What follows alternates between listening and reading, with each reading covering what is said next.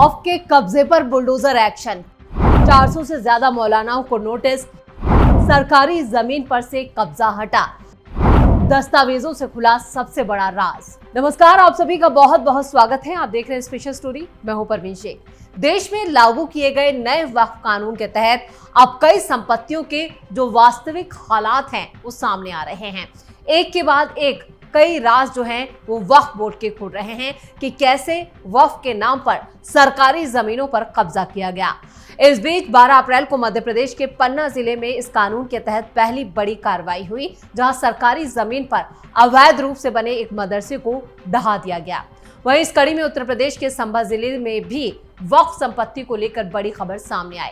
पहले जहां विवादित शाही जामा मस्जिद को लेकर बहस छिड़ी थी, अब जनेटा शरीफ दरगाह की जमीन को लेकर प्रशासनिक हलकों में हलचल तेज है, जिसको लेकर प्रशासन ने साफ किया है कि दरगाह की जमीन वक्फ के अंतर्गत नहीं आती, बल्कि ये सरकारी जमीन है। इतना ही नहीं, वहां कुछ संदिग्ध गतिविधियां होने का भी आरोप सामने आया है। जिला अधिकारी राजेंद्र पेंसिया ने इस मामले को गंभीरता से लेते हुए जांच के आदेश दिए हैं। आरोप है कि दरगाह की जमीन पर गैर कानूनी कब्जा किया गया और वहां के वित्तीय लेन देन यानी पैसों के लेन देन में भी गड़बड़ियां सामने आ रही हैं। जांच का केंद्र बिंदु साल 2019 से 2025 के बीच की आय और खर्च का लेखा जोखा रहेगा।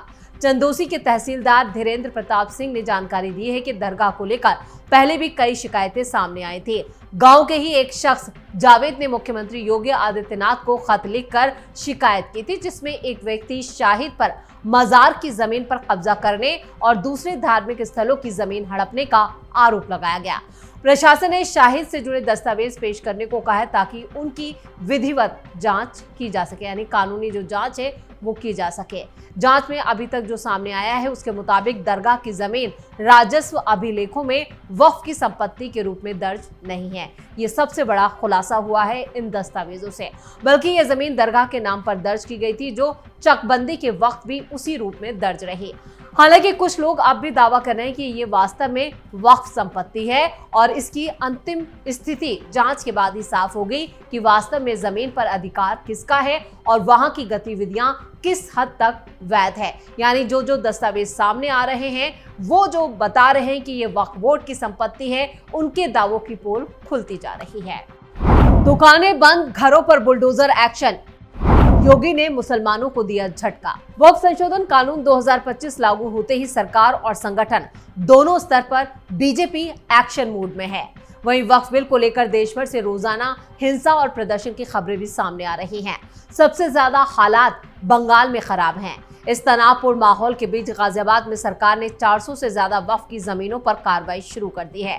प्रशासन ने इन संपत्तियों को खाली करने के लिए नोटिस जारी कर दिए हैं। गाजियाबाद प्रशासन वक्फ बिल के लागू होने के बाद से ही हरकत में आ गया। अल्पसंख्यक कल्याण विभाग ने सर्वे कराया, जिसमें पता चला कि 445 सरकारी संपत्तियों पर वक्फ बोर्ड का कब्जा है। विभाग ने 400 से ज्यादा वक्फ संपत्तियों के मालिक को सरकारी जमीन खाली करने का नोटिस थमा दिया। अगर प्रशासन के हुक्म का पालन नहीं किया गया तो कार्रवाई की जाएगी। गाजियाबाद में 719 जमीनों को सिया और सुन्नी वक्फ बोर्ड के जरिए वक्फ की जमीन बताया गया। बोर्ड ने यह ऐलान ऑफिशियल किया है। प्रशासन की जांच में ये पता चला है कि कई वक्फ संपत्तियों को मुतवल्लियों ने बेच दिया या फिर कब्जा कर लिया। प्रशासन का कहना है कि अगर सरकारी जमीन पर कब्जा किया है और वक्फ की संपत्तियों को खाली नहीं किया गया तो इसके खिलाफ सख्त कार्रवाई की जाएगी, यानी बुलडोजर एक्शन किया जा सकता है। बीजेपी विधायक संजीव शर्मा का भी इसको लेकर एक बड़ा बयान सामने आया। उन्होंने कहा कि धर्म के आड़ में कई प्रॉपर्टीज पर कब्जा किया गया है। सरकारी जमीनों पर दुकानें और मार्केट बनाई गई और इन दुकानों और मार्केट्स को भी खाली कराया जाएगा। यहाँ से लाखों रुपए का किराया ये मुतवल्ली जो थे वो वसूल रहे थे, इसकी भी पोल पट्टी खुल चुकी है। वेस्ट बंगाल में बड़ी साजिश का खुलासा। वक्फ कानून 2025 के खुले तौर पर सबसे ज्यादा जो विरोध है वो पश्चिम बंगाल में ही देखने को मिल रहा है। बंगाल के कई जिलों में हिंसा की घटनाएं भी सामने आ रही हैं। हालिया घटना जो है वो बंगाल के दक्षिण 24 परगना जिले के भांगर की है, जहां 14 अप्रैल को इंडियन सेकुलर फ्रंट के समर्थकों ने पुलिस पर पथराव कर दिया। उनकी गाड़ियों को आग के हवाले कर दिया गया और सार्वजनिक संपत्तियों को भी नुकसान पहुंचाया गया। आपको बता दें कि इससे पहले बंगाल के मुर्शिदाबाद में भी हिंसा की जो घटनाएं हो चुकी हैं, उनकी भी दिल दहला देने वाली तस्वीरें सामने आई। झड़प की जो शुरुआत है वो उस वक्त हुई जब पुलिस ने आईएसएफ समर्थकों को कोलकाता के रामलीला मैदान की तरफ जाने से रोक दिया। ये समर्थक वक्फ कानून के खिलाफ रैली में शामिल होने जा रहे थे। रैली को आईएसएफ नेता और भांगड़ से विधायक नौशाद सिद्दीकी संबोधित कर रहे थे और पुलिस ने बताया कि रैली में शामिल होने जा रहे लोगों को बसंती राजमार्ग पर भोजरे हाट के पास रोक दिया गया, जहां दूसरे पड़ोसी इलाकों से बड़ी संख्या में आईएसएफ के कार्यकर्ता जमा हुए थे। झड़प उस वक्त हिंसक हो गई जब आईएसएफ के कार्यकर्ताओं ने पुलिस पर लगाए गए जो बैरिकेड थे उन्हें पार करने की कोशिश की, उन्हें तोड़ दिया गया। पुलिस के सीनियर अधिकारियों ने बताया कि झड़प में कुछ पुलिसकर्मी भी घायल हुए और प्रदर्शनकारियों ने पुलिस की गाड़ियों को आग के हवाला कर दिया। और जो चश्मदीद हैं उन्होंने ये भी बताया कि पुलिस ने प्रदर्शनकारियों को तितर-बितर करने के लिए लाठीचार्ज किया, जिससे कुछ आईएसएफ समर्थक घायल हो गए। रामलीला मैदान में हो रही रैली के लिए पुलिस ने किसी भी तरह की इजाजत नहीं दी थी। हालात बिगड़ते देख आईएसएफ के कार्यकर्ताओं ने राजमार्ग पर ही धरना देना शुरू कर दिया और उन्होंने पूरे जो राजमार्ग था उसे ठप कर दिया, जिससे यातायात पूरी तरह से रुक गया। हालात को कंट्रोल करने के लिए सीनियर अधिकारियों सहित बड़ी संख्या में पुलिस बल ने मोर्चा संभाला। विपक्षी दलों ने पुलिस पर उठाए सवाल और जो हिंसा हुई उसको लेकर राज्य के विपक्षी दलों के नेताओं ने आरोप लगाया कि पुलिस ने उग्र भीड़ को रोकने के लिए कोई कदम नहीं उठाया। उधर रैली को संबोधित करते हुए सिद्दीकी ने कहा कि ये कानून सिर्फ मुसलमानों पर हमला नहीं बल्कि ये संविधान पर अटैक है, हम इसे मंजूर नहीं करेंगे। बीएसएफ के सीनियर अधिकारियों ने भी मुर्शिदाबाद जिले के हिंसा प्रभावित इलाकों का दौरा किया और लोगों से शांति बहाल करने की अपील की है। साथ ही उनकी सुरक्षा सुनिश्चित करने के लिए भी सभी जरूरी सहायता देने का भरोसा दिया।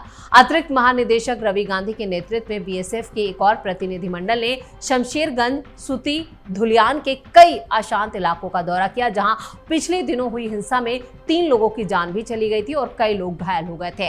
अतिरिक्त महानिदेशक रवि गांधी ने कहा कि इलाके में गश्त बढ़ाने के लिए रणनीति अपनाई गई है। हम हालात को सामान्य करने के लिए राज्य पुलिस के साथ मिलकर काम कर रहे हैं। राज्य की पुलिस ने कहा है कि मुर्शिदाबाद में हालात धीरे धीरे सामान्य हो रहे हैं, दुकानें फिर से खुलने लगी हैं और अपने घर बार छोड़कर गए लोग वापस लौट रहे हैं। और बंगाल में जो हिंसा हुई है उसको लेकर अमित शाह ने भी एक मीटिंग की थी। इस मीटिंग में उन्होंने एक ऐसा आदेश दिया है जिसके तहत जो कट्टरपंथी जिहादी यहाँ पर हो हल्ला कर रहे हैं उनके खिलाफ यहाँ पर कहा गया है कि अगर ज्यादा हंगामा करते हैं तो फौरन गिरफ्तारी कर ली जाए, जिसके बाद कई लोगों की गिरफ्तारी हुई है। अब तक पश्चिम बंगाल से ही सैकड़ों प्रदर्शनकारियों को गिरफ्तार किया गया है और अब बारी उन नेताओं की है जो मौलवी हैं जिन्होंने इस पूरी हिंसा को भड़काया है। अब उनके खिलाफ भी एक्शन लिया जा रहा है और उनकी गिरफ्तारी भी की जा रही है।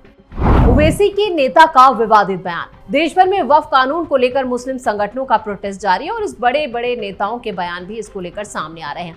कई जगह पर विरोध हिंसक हो चुका है। इसी कड़ी में वक्फ कानून लागू होने के बाद असदुद्दीन ओवैसी की पार्टी के बिहार प्रदेश अध्यक्ष अख्तरुल ईमान भी लगातार मुस्लिम समुदाय को गोलबंद करने और भड़काने का काम कर रहे हैं। उनका जो बयान आया है, उन्होंने कहा है कि एक बार फिर से वक्फ कानून को लेकर उन्होंने ये बयान दिया और मुसलमानों को भड़काया। उन्होंने मुसलमानों से कहा, तुम्हारी दाढ़ी और टोपी नोची जा रही है, तुम्हारे बहन बेटियों की इज्जत लूटी जा रही है। अगर अभी भी एकजुट नहीं हुए तो कब्रिस्तान में लाश को दफनाना भी मुश्किल हो जाएगा। असदुद्दीन ओवैसी की पार्टी के बिहार प्रदेश अध्यक्ष अख्तरुल ईमान का यह बयान अब सुर्खियों में है और जिस पर बवाल मचा है। उन्होंने आगे ये कहा कि अपने बयानों पर सफाई देते हुए उन्होंने कहा कि अपनी हिफाजत की बात करना कोई भड़काऊ भाषा नहीं है। उन्होंने आगे ये भी कहा कि कोई माई का लाल नहीं कह सकता कि हमने कभी किसी समुदाय के खिलाफ कोई गलत बयान दिया हो। जो लोग हमारे ऊपर जुल्म करना चाहते हैं वो इस तरह का आरोप लगाते हैं।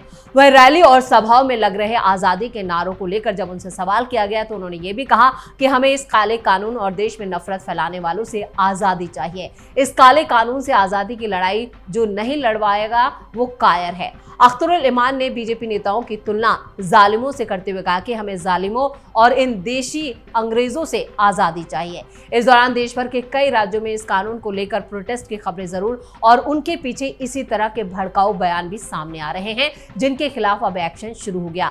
हाल ही में फारूक अब्दुल्ला ने भी इसी मुद्दे पर कहा था कि हम वक्फ बिल का विरोध करते हैं। साथ ही उन्होंने विपक्षी पार्टियों पर भी तंज कसते हुए कहा कि पार्टियां इस मुद्दे पर सिर्फ राजनीति कर रही हैं। वहीं जमीयत उलेमाए हिंद के मौलाना मदनी ने भी मुसलमानों को भड़काते हुए कुर्बानी के लिए तैयार रहने को कहा।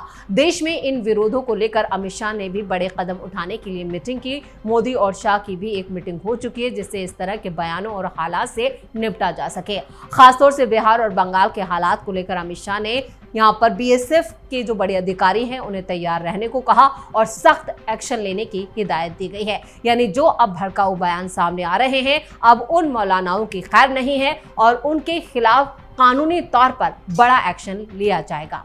स्पेशल स्टोरी में इतना ही। वीडियो कैसा लगा कमेंट करके अपनी राय जरूर दें। वीडियो को लाइक करें, शेयर करें और कैपिटल टीवी को सब्सक्राइब जरूर करें। धन्यवाद।